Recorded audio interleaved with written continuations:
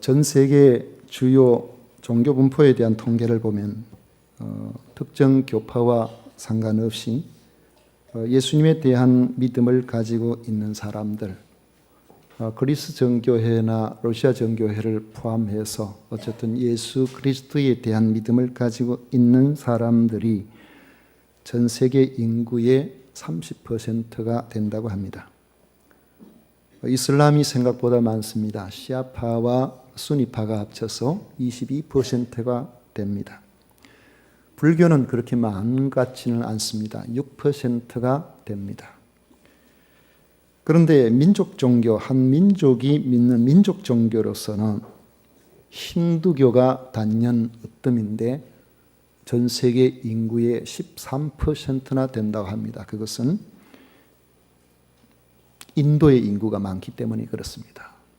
세계 제2의 인구 대국으로서 인도의 13억 가운데 80%가 힌두교를 믿기 때문에 퍼센티지를 보면은 약 13%나 전 세계 인구의 약 13%나 된다는 것은 특이한 경우죠.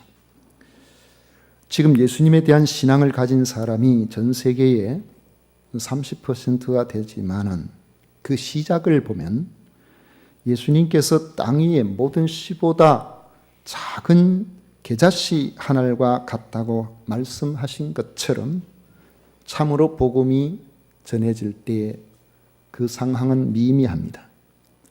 아시아에서 유럽으로 건너와서 빌립보에 왔지만 빌립보는 마게도냐에서 당시에 두 번째로 큰 성입니다. 그곳에서 복음을 전할 때에 루디아의 가정과 감옥을 지키는 간수의 가정 두 가정만 복음을 받아들이고 박해 때문에 그곳에 있지를 못해서 그곳에 떠나서 160km나 떨어져 있는 데살로니가로 갔습니다. 이 데살로니가에 복음을 전했지만 그 당시에 20만 명이나 되는 데살로니가 사람들 가운데서 일부가 복음을 받아들인 것으로 만족하고 유대인들의 박해를 피해서 야간을 이용해서 약 40km 100리길 떨어져 있는 베레아로 도망하듯이 또 움직이게 됩니다. 베레아에서도 얼마 안 있어서 또 유대인들이 소동을 일으키므로 그곳에서 떠나야 했습니다.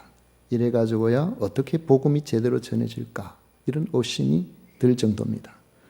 그렇지만 복음은 왕성한 생명력을 가지고 있기 때문에 제대로 전해져서 사람들의 마음밭에 이 생명의 복음이 심겨지기만 하면 반드시 자라도록 되어 있습니다. 누가복음 13장 19절에 보면 주님께서는 이미 복음의 왕성한 생명력을 말씀하신 적이 있습니다. 천국은 마치 사람이 자기 채소밭에 갖다 심은 겨자씨 한 알 같으니 자라 나무가 되어 공중의 새들이 그 가지에 깃들였느니라. 겨자씨는 마치 배추씨, 무씨처럼 그보다 더 작은, 보면 이게 뭐가 될까 그런 생각이 들 정도로 작은 씨앗이지만은 그것이 생명이 있기 때문에 심겨져서 싹이 나고 자라게 되면은 2, 3m나 커서 그 왕성한 그 속에 새들이 와서 자기 몸을 숨길 수 있을 정도로 커진다는 것입니다. 바울이 데살로니가에서 예수님이 그리스도라는 복음을 전했을 때에 유대인 몇 사람과 유대교회 당시에 호의적이었던 상당히 많은 헬라인들이 그 복음을 받아들이고 바울을 따르게 되었을 때에 시기심으로 가득해진 유대인들의 박해가 본격적으로 시작이 되어서 그 성내에 큰 소동이 일어났습니다. 복음을 받아들인 형제들은 바울과 실라의 생명이 그곳에 머물고 있으면 위험하다는 사실을 알고 밤을 이용해서 베레아로 보내주었습니다. 베레아에 간 바울은 데살로니가에서 마찬가지로 또 유대인의 회당을 찾아가서 복음을 전하기 시작합니다. 그곳에서도 머지않아 박해가 오겠지만은 박해를 무서워하지 않고 복음을 전하였던 것입니다. 당시 바울이 복음을 전하던 이러한 방식은 항상 우리 지난주에도 말씀을 드린 것처럼 패턴이 정해져 있습니다. 우선 그 지역의 유대인들의 회당을 찾아갔고 그곳에서 복음을 전한 것이죠. 그런데 복음을 전할 때에 기적이나 신유나 예언을 행함으로 사람들의 호기심을 끌어서 문제를 해결하려고 하지 않고 오직 하나님의 말씀으로 복음을 전하려고 했던 것입니다. 바울 사도가 전하는 그 하나님의 말씀, 그것은 언제든지 바울 사도에게 있어서 가장 중요한 복음 전도의 도구였습니다. 2절에 보면 데살로니가에서 성경을 가지고 강론했다고 했고 11절에 보면 베레아에서도 하나님의 말씀을 가르쳤다고 말씀하고 있습니다. 바울은 예수께서 죄인을 구원하시려고 십자가에서 대속의 죽음으로 고난을 당하시고 사흘 만에 다시 살아나신 그러한 예수님이 메시아 바로 그리스도라는 사실을 구약 성경의 말씀을 통해서 확실하게 증명해 주는 그런 방식을 사용했던 것입니다.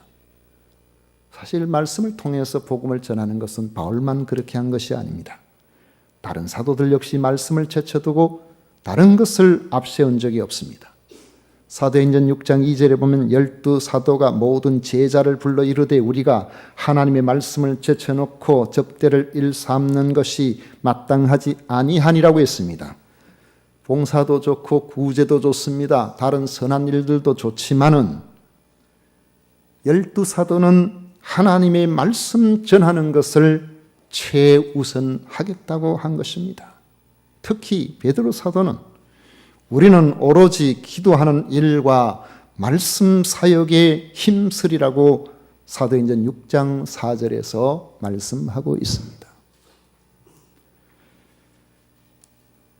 우리 교회 성도님들에게 말씀을 드린 적이 있을 것으로 생각합니다만은 제가 30살 때에 경북 의성에서 담임 교역자로 3년을 있었습니다. 그곳에 갔을 때에 그곳에 시무장로님이 두 분이 계셨는데 그때 연세가 62세였던가 그렇습니다. 한 분은 50세쯤 되고요. 이상근 장로님이라고 지금은 하늘나라에 가 계시지만 그 장로님이 자기 동생 두 분이 부산에서 목회를 잘하고 계시고 자기 아들은 목사가 되어서 저보다 한 7년 선배인데 다른 데 해외에 나가서 선교사로 교사하다가 선교사로 가서 그렇게 활동하고 계십니다. 젊은 전도사가 가니까 장로님이 한 번은 저보고 그런 말씀을 하셨어요. 전도사님, 우리는 여섯 동안 열심히 우리에게 주어진 세상 일을 합니다. 얼마나 일이 많은지요. 벼농사뿐만 아니라 마늘 농사가 의성에는 많은데 몸들이 다 뒤틀려 있어요. 일이 많아가지고. 하시는 말씀이 저희들은 일이 많아가지고 여러 가지 이런 일들을 많이 해야 되지만은 그러나 주일날 하나님의 말씀 듣는 거 그 말씀 붙들고 또 일주일을 세상과 싸우고 자신과 싸우고 그렇게 이겨낼 수가 있습니다. 전도사가 젊은 전도사가 아니고 저 연세 드신 분 밭에 덜 일을 하는데 사택이 있으면 밖에 나가지를 못해요. 미안해서. 이 집에 일해주면 저 집에 안 해주고 됩니까? 그러니까 일해주기도 그렇고 집에 있기도 그렇고 입장이 참 난처한데 그걸 아셨는가 보죠. 그러니까 전사님 우리에게 말씀을 먹여주십시오. 그러면 우리가 세상에 나가서 승리할 수 있습니다. 그 이야기를 하시더라고요. 제가 5월 26일인가 부임을 했는데 그 당시에 교회가 한 5, 60명 모이는 그런 교회였습니다. 가보니까 교회가 재정적으로 자립이 제대로 되지 아니어서 교육자 생활비도 제때 드리지 못하고 그 주간 나오면은 그 주간 나온 거 드리고 그 다음 나오면 또 드리고 빚도 좀 있고 그렇게 했었는데 한 해를 7개월을 지나서 12월 달이 되었을 때에 놀라우신 하나님의 은혜가 나타났습니다. 그 해에 연초에 세워놓았던 예산의 3배가 나왔어요. 재정적으로 완전히 문제가 해결됐습니다. 제가 성금 이야기를 한 번도 안 했는데요. 제가 느끼는 것이 하나님의 말씀이 있고 하나님의 말씀 중심으로 우리가 살게 되면은 우리가 고민하던 경제 문제, 건강 문제, 우리의 삶의 전반적인 모든 문제, 영혼 구원 문제 하나님께서 해결해 주신다고 믿습니다. 우리는 말씀으로 돌아가요. 하나님께서 함께 하시고 하나님께서 일하시도록 하나님께서 역사하시도록 그렇게 돌아가야 됩니다.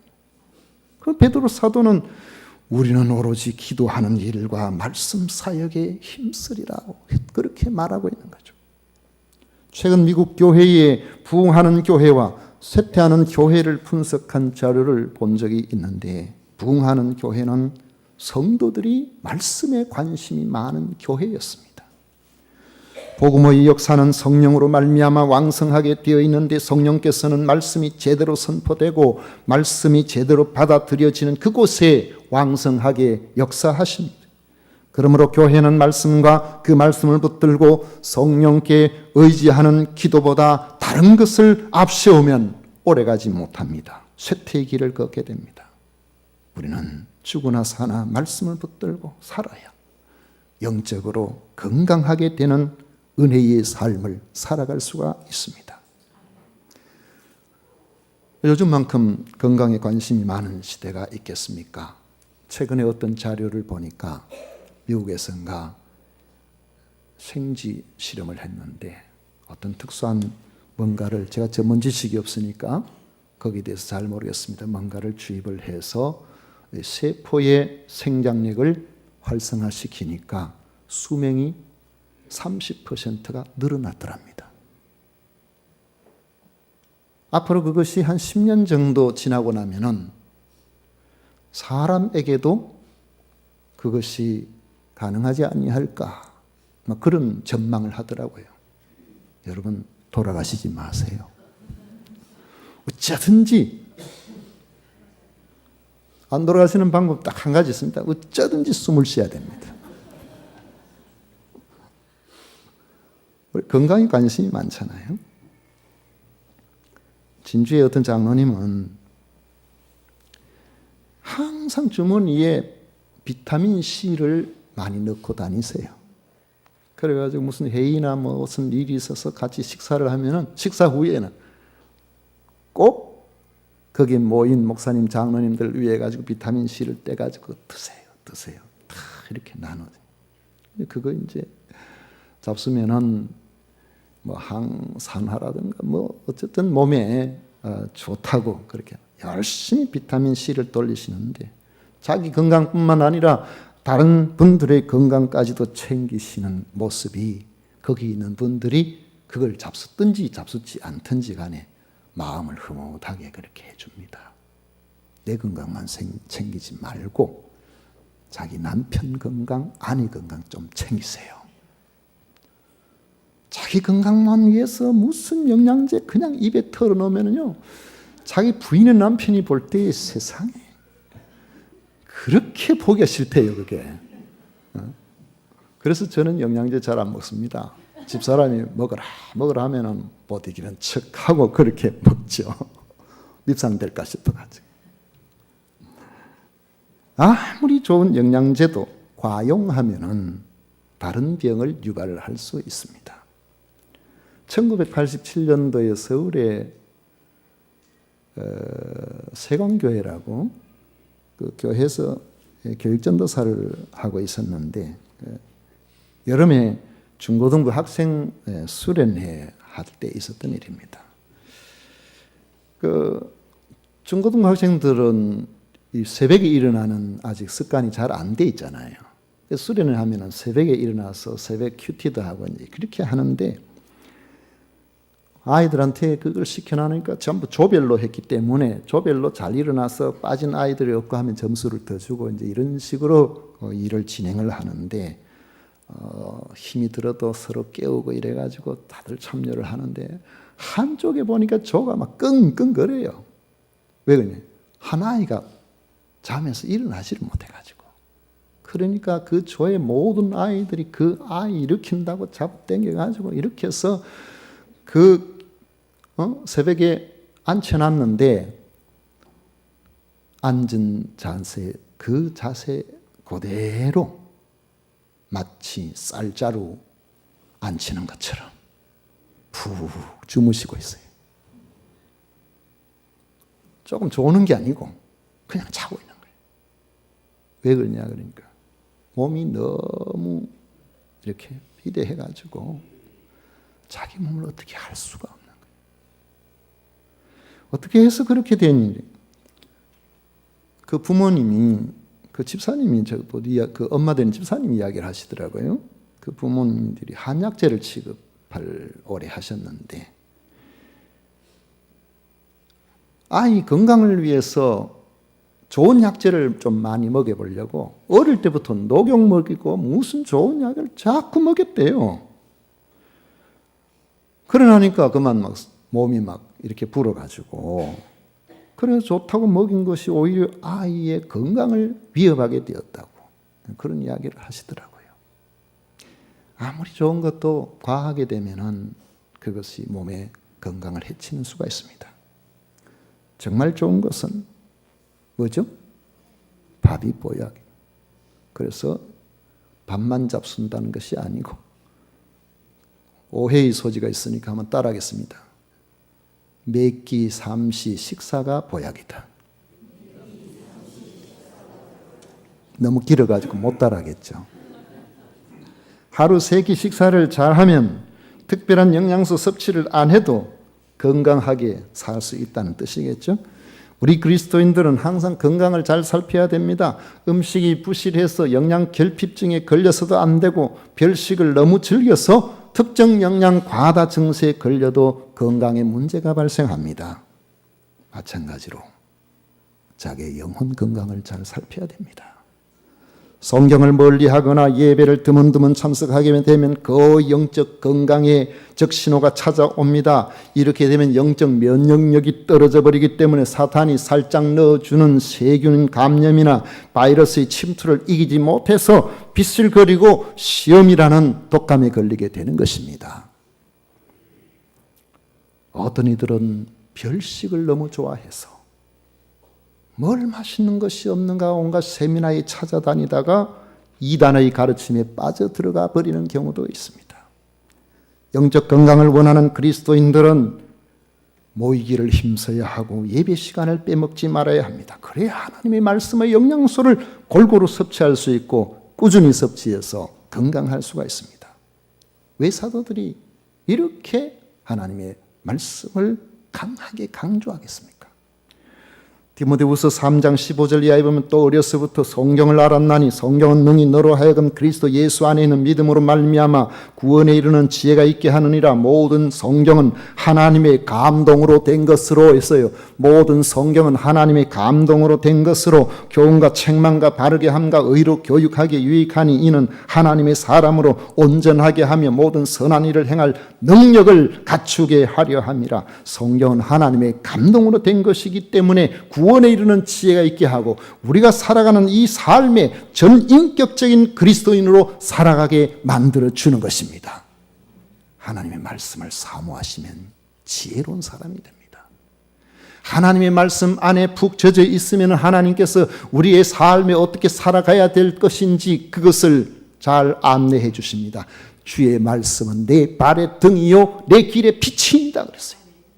아무리 캄캄한 밤중이라고 하더라도 지리를 몰라도 바로 앞에 낭떠러지가 있다고 할지라도 주의 말씀이라는 등불이 내 발밑을 비추고 있다면 우리는 실족하지 않게 되는 겁니다. 그러므로 말씀을 귀하게 여기는 것은 하나님을 가까이 하는 방법이고 온전한 성도가 되도록 하는 것입니다. 그것이 결국에는 성도에게는 복이 됩니다. 여호수아 1장 8절에 보면 이 율법식을 내 입에서 떠나지 말게 하며 주야로 그것을 묵상하여 그 안에 기록된 대로 다 지켜 행하라. 그리하면 내 길이 평탄하게 될 것이며 내가 형통하리라 그랬어요. 형통하리라. 계시록 1장 3절에 보면 이 예언의 말씀을 읽는 자와 듣는 자와 그 가운데 기록한 것을 지키는 자는 복이 있나니 때가 가깝다고 했습니다. 베레아에 있는 사람들은 바울의 가르침을 받았을 때에 간절한 마음으로 받았습니다.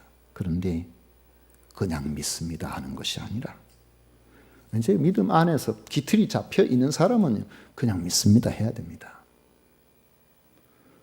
기틀이 잡혀 있지 않으면은 왜 그런가? 무엇 때문에 그런가? 왜 우리가 이 말씀을 받아야 되는가? 왜 이렇게 믿어야 되는가? 늘 상고해 봐야 돼요. 그들은 과연 그러한가 성경 말씀을 일일이 구약 성경이었죠. 대주해 가면서 날마다 깊이 연구했다고 했습니다. 누가는 이처럼 말씀을 사모하는 베레아의 성도들을 향하여 데살로니가에 있는 사람들보다 더 너그러웠다라고 말씀하고 있습니다. 너그럽다는 말은 우리가 개역 개정에 이렇게 해놨는데 사실 조금 의미 전달에 조금 문제가 있는 것 같아요. 너그럽다. 이 원어의 뜻은 존귀한 특성을 가진 사람, 너그럽다는 말 속에 그런 뜻이 있습니다. 기품 있는 성질이나 기질을 가진 사람이다. 그래서 이전 성경 개역에 보면은요, 신사적이다 그랬어요. 더 신사적이다. 그게 맞는 것 같은데요. 누가가 보기에 베레아 사람들은 바울의 전한 복음을 진지하게 받아들이므로 자기 마음대로 함부로 판단하거나 배척하지 않고 잘 모르는 부분을 제대로 알고 제대로 믿어보기 위해서 살펴보고 연구하는 진지한 태도를 신사적이다. 그렇게 표현을 한 것이죠. 말씀이 뿌리가 없으면은 믿음이 불꽃처럼 타오르는 것처럼 온 교회를 떠들썩하게 하다가도 주변의 마음에 들지 않는 한두 사람만 가지고서도 우리는 시험에 빠져서 기진맥진할 수 있습니다. 하지만 베레아 사람들 같이 이런 진리적인 태도로 확신을 가지고 있는 믿음을 가지게 되면은 반석 위에 세워진 집과 같이 우리의 신앙은 흔들리지 않게 되는 것입니다. 베레아에도 복음을 받은 유대인들이 많아졌고 헬라의 기브인과 남자가 적지 않게 믿음의 세계로 들어왔습니다. 이제 베레아에도 복음의 계자씨가 심겨지게 된 것입니다. 하지만 복음이 전해지는 곳에는 사탄의 활동도 왕성하게 일어납니다. 바울을 박해하던 데살로니가의 유대인들이 바울이 베레아에서도 하나님의 말씀을 전하는 줄을 알고 백리길을 머다하지 않고 복음을 방해하기 위해서 베레아로 내려갔습니다. 저는 이런 걸 보면요, 요즘도 우리가 예수님 믿는 사람이 꼴보기 싫어가지고 어떻게 하면 예수를 못 믿도록 할 것인가 열심을 품은 사람들이 많이 있습니다. 예전에 제가 교회를 다닐 때 저희 아버지가 그런 이야기를 하시더라고요. 야, 교회를 다니면 밥이 나오나 떡이 나오나. 예수 믿는 사람들을 안 믿게 하려고 하면 밥이 나오는지 떡이 나오는지 자기들 헌금까지 해가면서 그래 하더라고요. 교회 헌금하는 게 아니고 자기들끼리 안 믿게 하려고. 40km가 적은 거리가 아닙니다. 그런데 그 40km를 바울이 복음을 전하지 못하도록 내려오면 40km, 그럼 또 올라가면 또 40km. 자전거 타고 갔을까요? 걸어가야 되잖아요.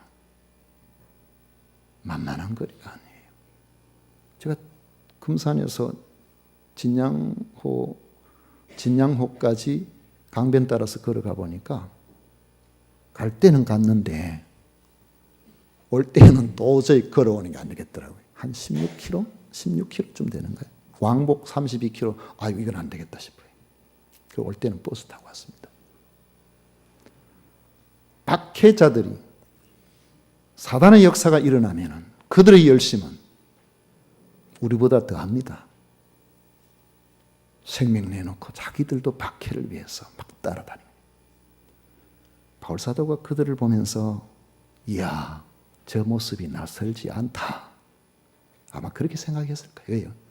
자기든 옛날에 예루살렘에 있을 때 얼마나 바울 되기 이전의 사울의 모습에서 박해를 심하게 했는지, 예수 믿는 사람 남녀 불문하고 잡아 가두려고 애를 많이 썼잖아요. 나중에는 저 수리아에 있는 수도 다마스커스, 성경에 다메섹이라고 그랬죠. 그 멀리까지도 대제사장 찾아가서 공식적인 문서를 주십시오.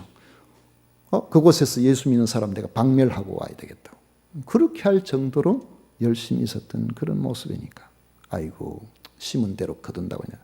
내가 그 짓을 했으니 내가 이렇게 당하는 것도 어쩌면은 마땅할지 모르겠다. 아마 이렇게 생각을 했을 것 같아요. 결국 베레아에도 그들이 불량배를 동원하여 소동을 일으켰기 때문에 복음을 받아들이는 형제들은 이렇게 있다가는 바울의 신상이 크게 위험할 수도 있겠다는 생각이 들어서 그를 다른 곳으로 보내줘야 되겠다고 했습니다. 그래가지고 보호해서 오늘 말씀해 보니까 바다까지 갔다 했는데, 바다는요 베레아에서 상당히 먼 곳입니다. 베레아에서 바다로 나가는 강이 있어요. 아마 저 먼 바다, 그 연안까지 간 건 아니고 아마 그쪽으로 입구에 무슨 항구가 있지 않았을까 그렇게 생각하지만은, 성경에서 그곳에 가서 바다에서 배를 타고 갔다고 선명하게 되어 있지를 않아서 배를 타고 갔을 가능성이 훨씬 높지만은 주시하는 그들을 피해서 따돌리기 위해서 그쪽으로 갔을 가능성도 있습니다.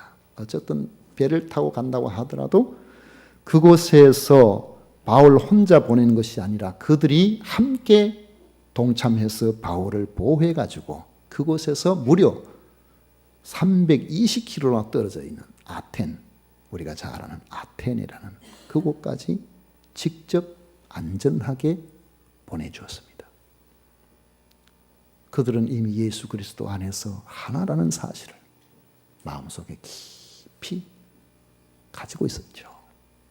우리 그리스도인들이 그런 부분들을 마음속에 가지고 있어야 주 안에서 믿음의 생활을 해 나가는데 외롭지 않습니다.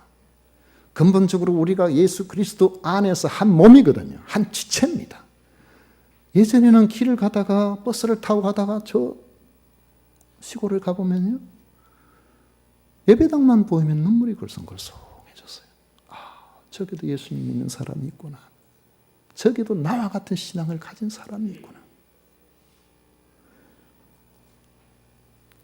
유대인들이 박해하려는 주 타깃인 자기가 그곳에서 없는 사이에 아직까지 복음을 받아들인 지 오래되지 않은 베레아의 성도들을 위해서 바울 사도는 주도 면밀하게 실라와 디모데를 남겨두었습니다. 그곳에서 복음을 잘 가르칠 수 있도록 그렇게 지도하도록 하고, 바울은 자기를 인도하는 사람들과 더불어서 아테네까지 온 것이죠. 아테네 도착해서 그들이 다시 돌아갈 때에 부탁했습니다. 오늘 여기 읽은 말씀을 보면은 명령이라고 했는데 15절에 오십시오.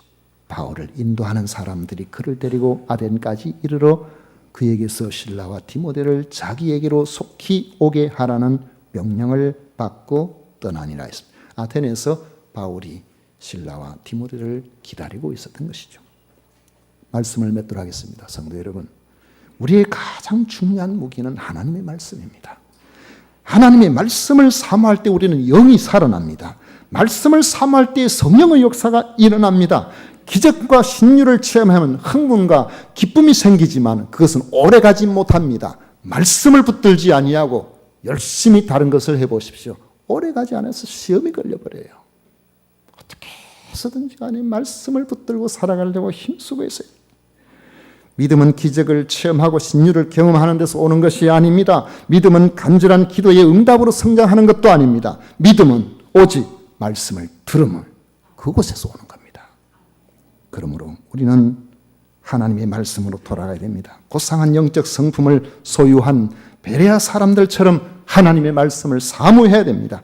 그러면은 미미해 보이는 말씀의 씨앗이 나중에 왕성하게 자라서 하나님의 나라를 이루게 됩니다. 바울 일행이 다녀간 자리마다 말씀이 뿌려질 때에 믿음의 씨앗은 싹이 났고 자라서 결국에는 로마 제국의 그 다신교의 로마 제국을 무너뜨리고 예수님을 믿는 기독교 국가가 되게 한 것과 같습니다. 우리는 말씀보다 앞서는 것이 있어서도 안 되고 말씀보다 중요하거나 말씀보다 바쁜 것이 있어서도 안 됩니다. 오직 하나님의 말씀을 가장 중요하게 여겨서 간절한 마음으로 말씀을 받고 읽고 지키는 영적으로 고상한 성도들이 되십시오. 마음이 갑갑하고 답답하고 우리가 하는 일들이 뭔가 형통치 못하다 싶으면 여러분 시간을 내어서 하나님의 말씀을 읽고 묵상해 보십시오. 그 속에서 문서로 기록된 하나님의 말씀이 인격의 하나님의 말씀으로 우리에게 다가오기 시작을 한다면 여러분의 삶을 하나님이 책임져 주십니다. 이런 은혜가 여러분에게 함께 하시기를 축원합니다. 기도하겠습니다.